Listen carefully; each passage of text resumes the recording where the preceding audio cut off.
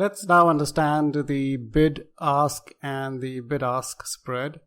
So bid is the rate at which the price maker or the market maker buys, and ask is the rate at which the price maker or market maker sells. A price maker or a market maker is a dealer sitting in an investment bank who is constantly making prices for other dealers, and a terminal called the dealing terminal, and the lot sizes range from $250,000 to 10-20 million US. So the lot sizes are fairly large as compared to retail lot sizes. So we'll explain more about the functions of the dealer and the life cycle of a deal later on. So for now, we just need to understand what the bid, what the ask, and what a bid-ask spread is. Now let's take an example of the US dollar yen.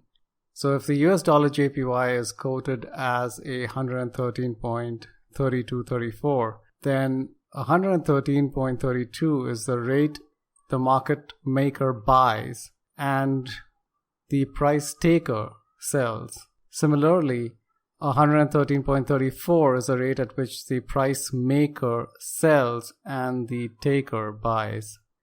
Obviously, the taker buys higher and sells lower, and the market maker buys lower and sells higher, and thus securing a spread. Now we'll talk more about how this influences the price action of US dollar JPY, how market makers trend prices according to their positions and according to their views on the market in later lessons.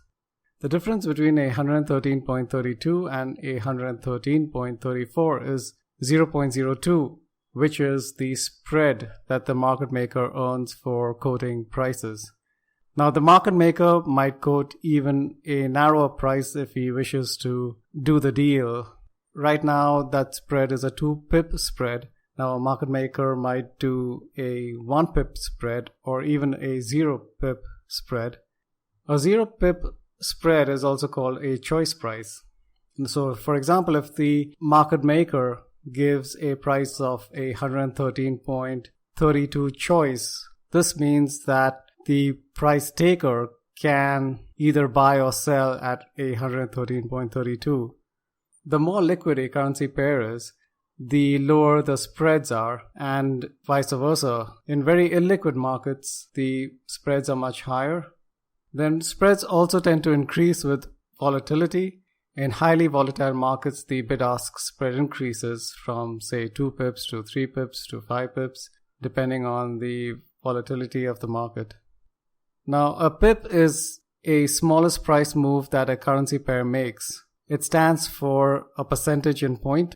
Most currency pairs are quoted up to 4 decimal places, so a pip would be 0.0001, which is 1/100th of 1% or 1 basis point. Some examples of a pip is USD JPY. In USD JPY, a pip is 2 decimal places, 0.01. Most currencies, a pip is up to 4 decimal places, 0.0001. Nowadays, some currencies are quoted with a half a pip spread, but in general, spreads increase with smaller quantities. If a dealer gets a lot size of less than $250,000, then he might quote a spread of 3 to 5 pips or even more. Basically, to recap, all currency pairs are quoted with a bid-ask and a bid-ask spread. Spreads depend on the volatility of the market and liquidity of a market and the lot sizes. We've also learned about what a pip is. A pip is a percentage in point, which is 1/100th of 1% or 1 basis point. Next, we look at cross rates and how cross rates are derived.